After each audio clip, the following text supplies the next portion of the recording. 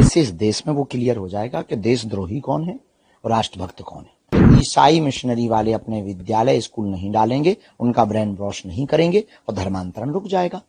यही एक सर्वोत्तम उपाय है। वो गांव गांव में घर घर जाकर के ब्रेन वॉश करते हैं, चमत्कारों के नाम पर ब्रेन वॉश करते हैं, लालच देकर के ब्रेन वॉश करते हैं। क्या मंदिरों में जो आरतियां होती है मंदिर मठों में, तो क्या इन आरतियों के पश्चात वंदे मातरम गीत होने चाहिए? जिस तरीके से आप एक तरफ हिंदू राष्ट्र की संकल्पना लेकर निकल पड़े हैं और हिंदू राष्ट्र बनाने को लेकर सनातन एकता यात्रा शुरू कर रहे हैं। सनातनियों की एकता पद यात्रा का प्रमुख लक्ष्य तो अभी वर्तमान में भेदभाव और जात पात को मिटाना है, परंतु अगर मंदिरों में ये प्रयोग की जाती है या पहल की जाती है तो निश्चित रूप से बहुत अद्भुत होगी, अनूठी होगी। इससे इस देश में वो क्लियर हो जाएगा कि देशद्रोही कौन है और राष्ट्रभक्त कौन है। तो निश्चित तौर से मंदिरों में वंदे मातरम गीत, हम तो कहते हैं मस्जिदों में भी होना चाहिए।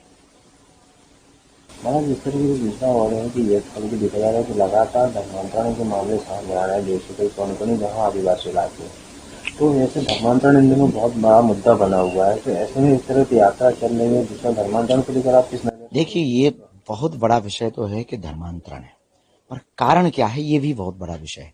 कारण ये है कि हम लोग उन तक नहीं पहुंच पाते, वो शहर आ नहीं पाते, इसलिए डिस्टेंस जो है ना, उस खाली रिक्त स्थान को भरना, धर्मांतरण को रोकना है। रिक्त स्थान कैसे भरेगा? हमें उनके बीच में उत्सव में जाना पड़ेगा, उनके बीच में कथाओं के लिए जाना पड़ेगा, उनको मंचों पर बुलाना पड़ेगा, उनका सम्मान उनका बरकरार रखना पड़ेगा। वोट बैंक के समय पर राजनीति तो राजनेता जाते हैं, गले लगाते हैं, कक्का दादा कहते, फिर भूल जाते हैं।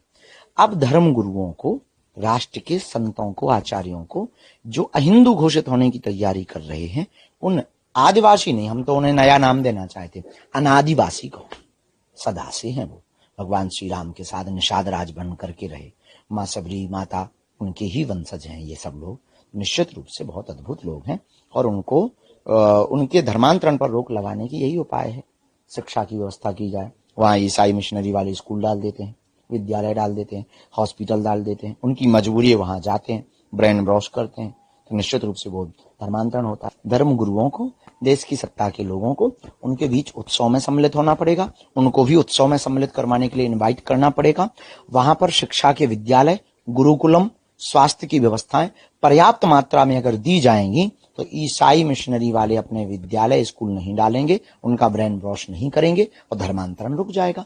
यही एक सर्वोत्तम उपाय है। जैसे कि छत्तीसगढ़ इलाके हुए अन्य इलाके हैं, सरकार तमाम योजना देने की बात करते हैं, फिर भी इस तरीके से वो धर्मांतरण कर रहे हैं। उसके पीछे है कि उन लोगों की जो श्रृंखला है वो बहुत मजबूत है। वो गांव गांव में घर घर जाकर के ब्रेन वॉश करते हैं, चमत्कारों के नाम पर ब्रेन वॉश करते हैं, लालच देकर के ब्रेन वॉश करते हैं, फिर उनको बुलाते हैं, फिर प्रेयर करवाते हैं, अपने स्कूलों में उनके बच्चों को फ्री मुफ्त पढ़ाते हैं, उसमें भी वो प्रेयर करवाते हैं, यीशु की प्रेयर करवाते हैं। निश्चित रूप से स्वाभाविक रूप से बच्चा मन है और वो परिवार में आके बताते हैं, फिर लालच देते हैं तो वो कन्वर्टेड हो जाते हैं।